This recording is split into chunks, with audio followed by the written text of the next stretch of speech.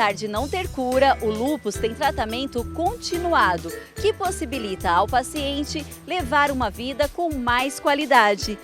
Nos últimos anos, houve uma grande evolução nos medicamentos que controlam o sistema imunológico.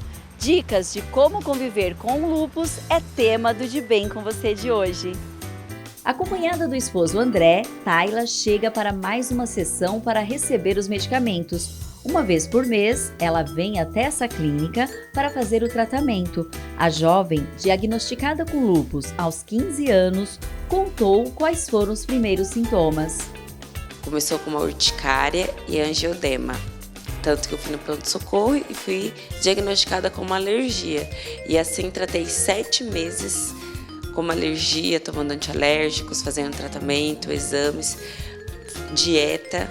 Só que a alergia nunca passava, mesmo com tudo que eu estava fazendo. Então eu tratava o lúpus como uma alergia, então nunca passava. Sempre tinha urticária, sempre tinha angioedema, que urticário são umas manchas no corpo e angioedema são inchaços na boca e nos olhos. Convivendo com a doença há 10 anos, apesar de algumas limitações, Tayla sempre buscou focar nos objetivos. Eu tive momentos baixos, momentos altos da doença. Graças a Deus, eu creio que agora está começando um momento alto, né? Eu até falo assim, em breve eu quero ser mãe e tudo mais, então tem que estar com um estágio bom da doença.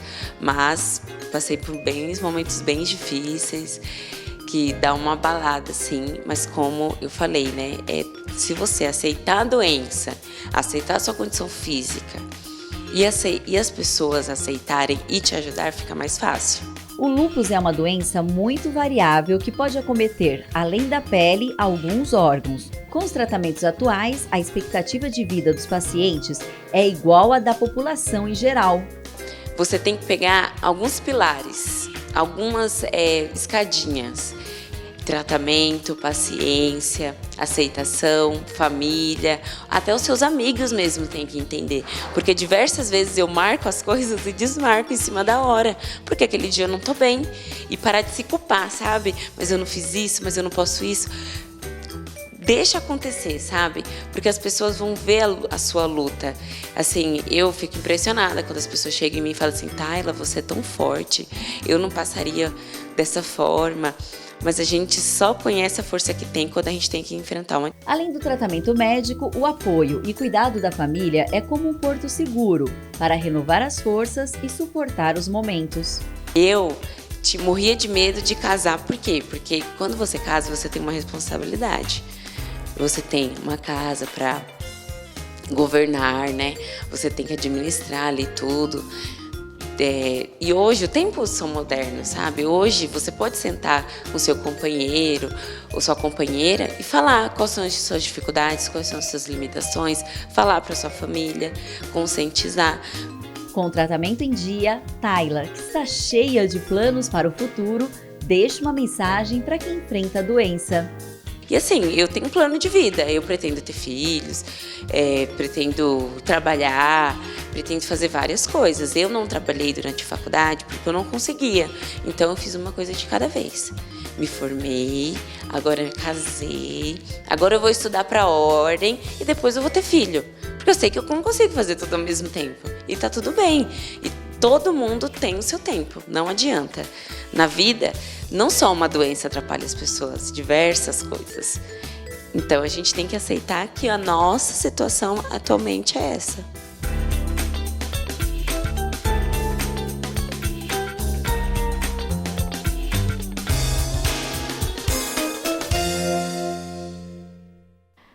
A Tayla é um exemplo de como é possível conviver com o lúpus. É uma inspiração e a nossa torcida é para que ela fique com tudo sob controle e possa alcançar todos os seus objetivos e sonhos. O lúpus é uma doença autoimune em que as células do sistema imunológico saem de controle e passam a atacar as estruturas saudáveis do próprio organismo. A doença pode afetar o corpo inteiro. Para saber sobre os sintomas e tratamento do lúpus, o De Bem com Você de hoje recebe o reumatologista, Dr. Marcos Moreira Neto. Tudo bem, doutor? Tudo ótimo. Obrigado pela gentileza do convite. Opa. É um prazer estar com vocês aqui para desmistificar um pouquinho essa parte mágica que é o lúpus e a reumatologia. Nós que agradecemos. Doutor, para a gente começar, o que é o lúpus, né, essa doença lúpus, e o que pode desencadear essa doença? Bom, o lúpus é uma doença autoimune, ou seja, entende-se por isso que o sistema imunológico torna-se um pouco mais agressivo e ele começa a ver partes do nosso organismo como inimigos. Daí aquelas células que teoricamente serviriam para nos proteger, acabam atacando as nossas células e gerando processo inflamatório difuso. O que pode desenvolver o lúpus, na verdade... Foi essa a pergunta? Desculpa. Isso. Pode continuar? Pode. Então, o que pode desencadear essa doença, na verdade, a gente sempre tem um fator genético envolvido e sempre existe um fator ambiental associado. Então, para se desenvolver uma doença como lúpus eritematoso sistêmico e outros tipos de lúpus, é preciso ter uma predisposição genética e outros fatores ambientais, como fatores hormonais, fatores alimentares, questão psicossomática, se a pessoa é estressada, se ela é ansiosa, e outras questões diversas do dia a dia. Depende muito do perfil da pessoa. Tá certo. E quais são os principais sintomas, os primeiros sintomas? Então, o lúpus é uma patologia que ele pode desencadear diversos sintomas. Então, não existe uma sequência de sintomas em que se fala assim, olha, esses são os sintomas clássicos do lúpus. O que a gente pode dizer é que pode haver queda de cabelo, pode haver alterações como, por exemplo, o aparecimento de aftas muito frequentes. Afta todo mundo vai ter, mas aftas muito recorrentes geralmente é um pouco problemático.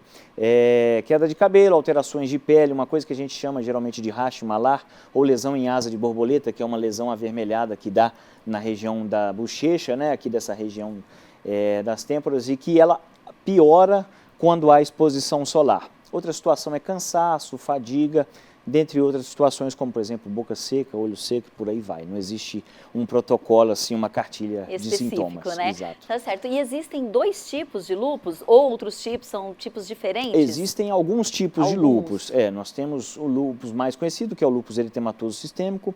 Temos o lúpus cutâneo, na lesão discoide, que é o mais comum dessa parte aí, que acomete principalmente mais pele. Temos lúpus induzido por drogas. E temos um tipo raríssimo chamado lúpus neonatal, que acomete recém-nascidos. É raro, mas pode acontecer também. Entendi, doutor. E o que diferencia um do outro? Por exemplo, os mais comuns?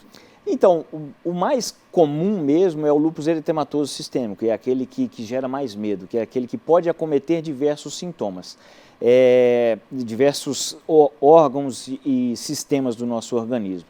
E aí você vai poder ter acometimento renal, você vai poder ter acometimento de pulmão, coração e por aí vai. O lúpus cutâneo é mais centralizado na região de pele, então a pessoa... Mais externo. Exatamente, seria, né? Desenvolve aí questão de queda de cabelo, algumas lesõezinhas de pele, mas não há o acometimento interno. Já o lúpus neonatal geralmente dá mais alteração, principalmente de cunho cardiovascular. Então o bebê pode nascer com alguns probleminhas cardíacos que tende a evoluir durante o passar do tempo. E o lúpus induzido por drogas é muito similar ao lúpus eritematoso sistêmico, então pode haver um acometimento de órgãos, mas com a interrupção da droga causadora, e quando a gente fala droga, não é droga só droga ilícita, né? Pode ser um medicamento. Pode ser um medicamento. Então, o paciente que desenvolve esse tipo de lúpus, se ele interromper o uso da medicação, a doença cessa.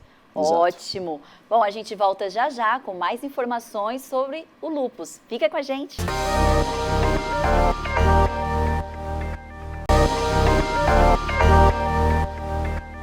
Estamos de volta. A doença lúpus é o resultado de uma série de processos internos no organismo. Por se tratar de uma doença autoimune e ainda sem cura, é muito importante um diagnóstico correto para que o tratamento seja feito de forma eficaz e segura. Para entender mais sobre esse tipo de enfermidade, recebemos no programa de hoje o Dr. Marcos Moreira Neto. Doutor, no bloco anterior, a gente falou um pouquinho sobre os sintomas, né? Os principais sintomas. No caso de alguns sintomas como esses, qual o especialista que eu devo procurar? Então, a especialidade ideal a ser procurada é justamente o reumatologista, né? Existe um desconhecimento da população em geral, que quando se diz reumatismo, as pessoas tendem a ligar logo a doença de idoso, de velho. mas isso não é uma verdade, né? Tanto que as doenças autoimunes, na maioria absoluta delas, a artrite reumatoide, a artrite psoriásica e o lúpus são tratadas por essa especialidade, o reumatologista. Ótimo. E quais exames são necessários para comprovar o diagnóstico do lúpus? Então, reumatologia é uma área um tanto quanto complicada, né? Então não dá para a gente elencar um exame apenas, né?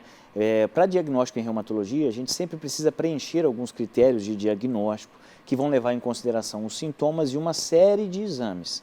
Antigamente falava-se muito do FAM, então fazia-se um FAM e em esse resultado desse exame vindo positivo, a pessoa já começava a ficar desesperada achando que tinha lúpus, né? E na verdade, só para exemplificar, este é um exame, por exemplo, que ele serve muito mais como um direcionador do que como um diagnosticador. Então, na positividade deste exame, por exemplo, é necessária a solicitação de outros. Aí vai depender dos sintomas manifestos, né, das queixas do paciente, para a gente direcionar quais os exames ideais. Por isso, na dúvida, é sempre bom procurar o especialista. Com certeza, né? E o especialista correto, que no caso é o reumatologista. Tá certo, doutor. E assim, quais são as principais consequências dessa doença no organismo das pessoas? Então, o lúpus é uma doença que ele pode agredir diversos sistemas, diversos órgãos, né? A gente brinca até que todo reumatologista algum dia já foi apaixonado pela complexidade que o lúpus traz, justamente porque ele pode dar absolutamente tudo, né? Então ele pode fazer inflamação de toda e qualquer região do seu organismo.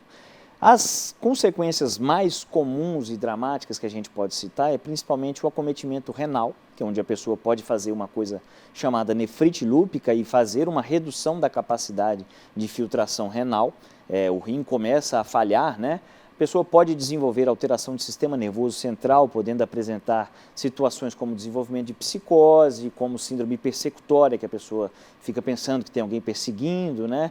Pode desenvolver convulsões e por aí vai. Também pode ter alteração de músculo cardíaco, pode ter alteração de questão pulmonar, com dificuldade e redução da capacidade respiratória. Então é um universo muito amplo. Mais uma vez, o mais importante é que, em havendo o diagnóstico ou a suspeita dele, o ideal é procurar o reumatologista. Tá uma doença certo. que não dá para brincar.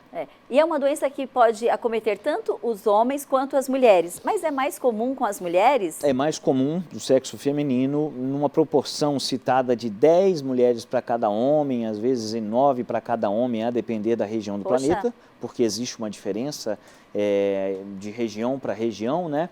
E isso também nos leva a crer que tem muita correlação com a parte hormonal, né? Então o perfil geralmente é o sexo feminino na faixa etária aí entre a menarca, que é a primeira menstruação, e a menopausa. Óbvio que é possível acontecer em outras idades, mas o perfil tradicional são mulheres. E pode acometer crianças também? Pode, bebês, sim. Né? No caso, você falou no primeiro sim. bloco. Não é tão comum, né? Pode haver o lúpus eritematoso sistêmico em faixas etárias tanto menores em crianças quanto nos mais idosos e em casos raríssimos o chamado lúpus neonatal. E aí, no caso das crianças, os pais que precisam ficar atentos, porque Exatamente. Muitas vezes as crianças não sabem, assim, realmente qual que é a queixa, né? Então, quais são os sinais que podem alertar os pais que estão em casa assistindo a gente, que de repente uma criança pode estar com sintomas dessa doença, né, o lúpus? Os sintomas são muito parecidos, né? Então pode haver queda de cabelo, pode haver alterações cutâneas, são muito importantes, as chamadas vasculites. Isso é uma pergunta bastante importante, porque assim, no aparecimento de lesões de pele estranhas, assim... São manchas, a gente pode dizer assim? São manchas. Chega a coçar? Não há, na maioria das vezes não há prurido. Em crianças é possível que haja um acometimento maior, aparecimento de febre, né? Nesse caso específico, embora o reumatologista seja o melhor especialista, nesse caso tem que ser o reumatopediatra. Existe uma subdivisão da reumatologia que é focada no reumatologista especialista em pediatria. Os sintomas não vão ser muito diferenciados, né? Pode haver questão neurológica, déficit de atenção, questão de convulsão, alteração de um atraso de conhecimento, tudo isso pode ser sintoma. As aftas que o senhor muito falou inespecífico. No primeiro bloco? Pode aparecer também. Então, os sintomas são parecidos: fadiga, queda de cabelo, aparecimento de lesões de pele e por aí vai.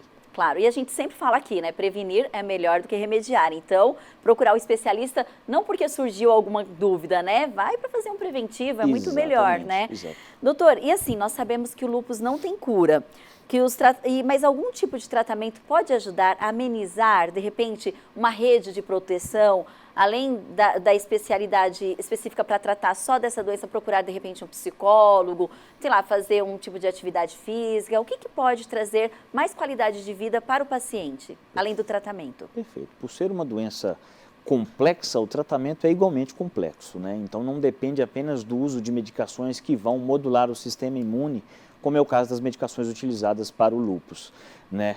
Então, o lúpus está muito ligado a fatores ambientais, como nós já dissemos aqui. Então, a questão psicossomática é muito importante. Às vezes, a ida do paciente ao serviço de psicólogo, como você falou, a utilização de mecanismos com psiquiatra, por exemplo, para prescrição de medicações, para que a pessoa enfrente melhor essa barra que ela está passando com o diagnóstico, né?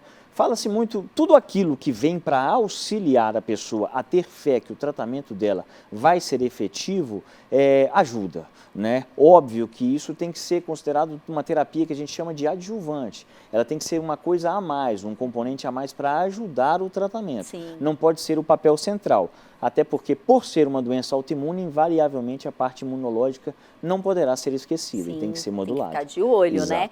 Tá certo. E porque alguns pacientes necessitam, além do tratamento em casa, de medicação em clínicas, como no caso da nossa personagem, né, do primeiro bloco, a Tayla. Uma vez por mês, ela vai até uma clínica e recebe ali o medicamento por infusão, é esse o nome correto? Isso, é por infusão. É uma medicação que é aplicada na veia. Na verdade, são algumas, né? Ficaria muito chato se eu descrevesse para você toda a parte de tratamento e tudo mais especificamente, mas o lúpus, ele tem episódios, como a Tayla falou muito bem, em que você vai ter uma atividade maior e momentos em que haverá uma redução da atividade inflamatória difusa. Desta maneira, nós precisamos modular o sistema imunológico, algumas vezes sendo um pouco mais incisivos, um pouco mais agressivos, né? Então, às vezes é necessário fazer a utilização de medicações que são injetadas direto na veia e essas medicações fazem a modulação do sistema imunológico. Pegam aquelas células que estão agredindo o organismo, aquelas células que deveriam estar ajudando e, na verdade, estão agredindo e fazem com que elas fiquem mais calmas, digamos assim. Então, a medicação serve para modular a imunidade e não deixar ela agredir o organismo. E todas as pessoas que têm lúpus, ela faz esses dois tipos de tratamento ou não? Ela pode, de repente, tratar só em casa, com a medicação em casa? Não necessariamente há necessidade de fazer infusão. Os dois. Exatamente. Mas a utilização de medicação por via oral, os comprimidinhos, aí... Não pode esquecer. Exatamente, não pode esquecer. E às vezes, isso é uma coisa muito importante, porque às vezes o paciente, estando bem, ele deixa um pouco de lado, né, a medicação, porque, poxa, eu estou bem para tomar remédio, para quê? E o lúpus, ele muitas vezes pode ter algumas manifestações silenciosas. A alteração renal, que a gente citou numa pergunta atrás, ela pode não manifestar sintoma como dor, por exemplo. Então, a realização de exame com recorrência é importante para que o paciente possa saber se ele está, de fato, tendo alguma alteração grave que ele não está sentindo nada. E até para ter uma qualidade de vida, Com né? certeza absoluta. Bom, então daqui a pouquinho a gente volta, doutor, porque o nosso segundo bloco já foi, para esclarecer aí as pessoas em casa que têm dúvidas sobre tratamento e como diagnosticar também o lúpus. A gente volta já já.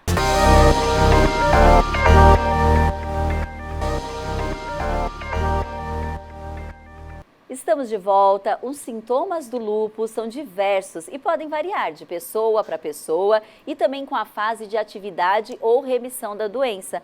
Inicialmente, são comuns manifestações dermatológicas e sintomas gerais, como febre, cansaço, desânimo, perda de peso e apetite, entre outros. Doutor, o lúpus é hereditário ou o que pode provocar essa doença? Então, o lúpus é uma doença que ela tem um componente genético, então a pessoa, para desenvolver o lúpus, ela já nasce com a predisposição para isso, mas desenvolver ou não depende de uma série de fatores. Não é muito bem estabelecido exatamente o que você deve evitar de fazer. Mas tudo aquilo que for agressivo para o nosso sistema imune, como por exemplo infecções de repetição, estresse emocional, depressão, alimentação incorreta, fumo e algumas questões como por exemplo a parte hormonal, que é mais comum aí a oscilação nas mulheres, pode servir como um fator desencadeador. E quando uma pessoa na família tem lúpus, não quer dizer que todas as pessoas na família... Não, de forma alguma. De forma alguma, né? De forma alguma. Na verdade, assim, existe o componente genético, mas aí... Não é o fator determinante. Exatamente. Tá certo, doutor. E quando diagnosticada a doença, como a família e o paciente podem contribuir para uma melhor qualidade de vida? Porque nós sabemos que a família também precisa, né, de alguns cuidados, porque não é tão fácil conviver com o paciente. Na nossa personagem Tayla, 10 anos convivendo com a doença, desde os 15, né? E ela contou nos bastidores que na época que ela precisou faltar da escola, ou quando os colegas não conheciam ainda a doença, então ela passou aí uns perrengues. Então, como que a família, até os amigos em volta, podem fazer para que esse paciente fique com uma vida mais tranquila? Nessa parte, o que é mais importante é a compreensão, né, e entender que a pessoa, apesar dela ter um diagnóstico um pouco chato, ela não está morta.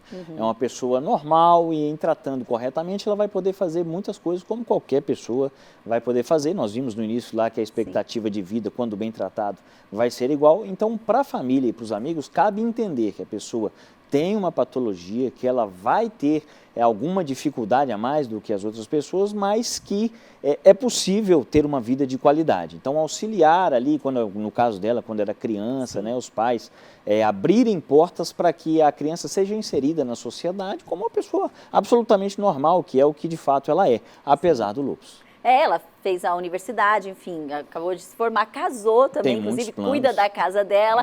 E ela citou que ela quer ainda engravidar aí daqui a algum tempo, né?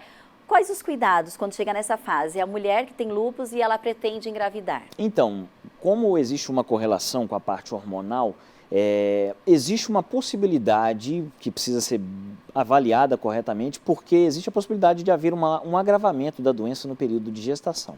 Não significa que ela não poderá gestar, né? Como nós dissemos que o lúpus é uma doença com um índice de complexidade muito grande, um dos sintomas que pode ser feito, pode ser desencadeado, é processo de vasculite, algumas síndromes que podem gerar uma hipercoagulabilidade e aumentar a possibilidade de um abortamento.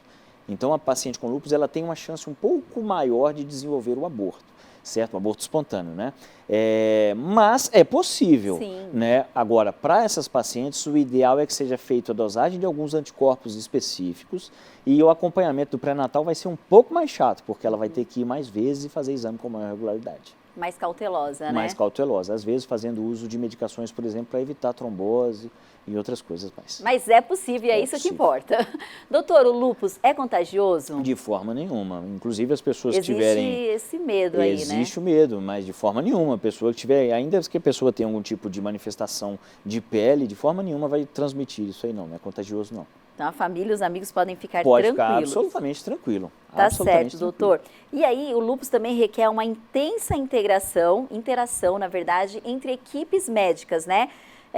Diversos especialistas, a gente já falou sobre isso daqui no segundo bloco, mas não custa nada reforçar.